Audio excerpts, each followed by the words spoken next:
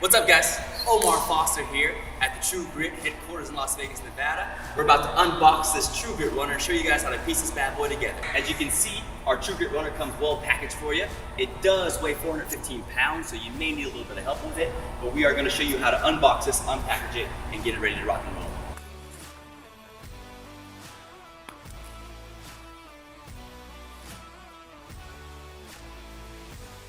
All right, guys, now that we've got our package open, we're going to take apart and take out our arms first and kind of set those off to the side. These you can manage to lift and get out on your own.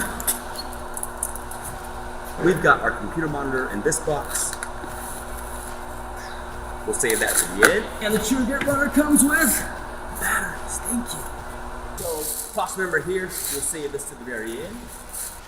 So after we've got our legs out of the box and off of the runner itself, you're going to need to cut the sides of the box open.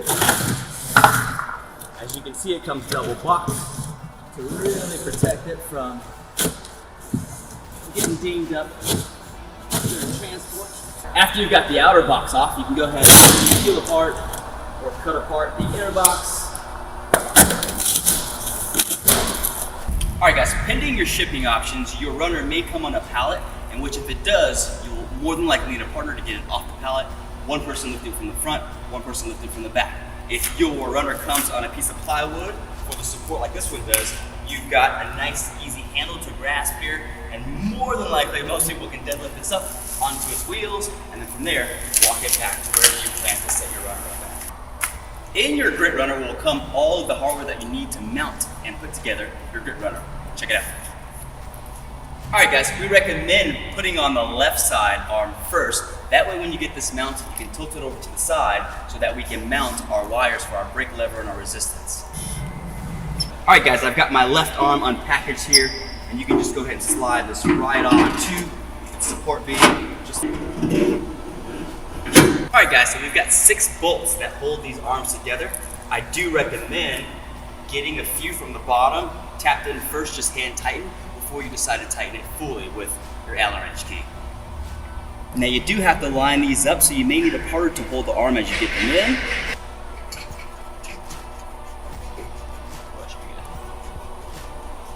So as you can see, I'm just tightening a couple of these by hand. Looks like we got our holes lined up here. And again, just hand tightening these first before fully tightening them.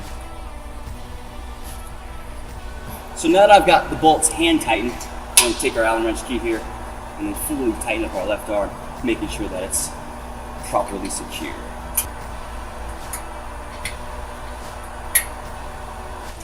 Alright guys, after you get your left arm on, you're going to need a hand getting the right side on, because it does contain the brake wire lever and the wire to the computer monitor. So I'm going to get this set up like so. We're going to connect our 2 monitors that go to our wire.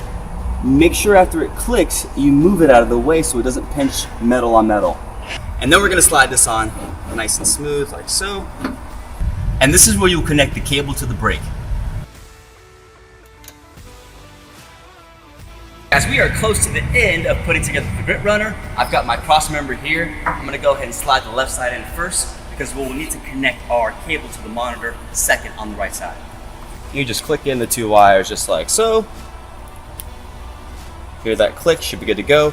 Again, just like the bottom part of our Grit Runner, make sure your wires are slid into the grooves there so that you don't pinch them.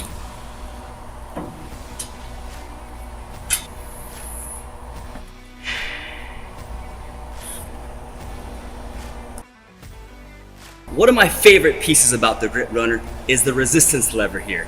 You can adjust your level and your resistance to use it either as a sled push, or you can also use it as a brake for a safety feature, guys. Alright guys, after you got your Grit Runner fully assembled, you want to make sure that it's on a level surface. If it's not, you guys have adjustable legs at the bottom in which you can do so. Once you're on an even surface, it's time to rock and roll.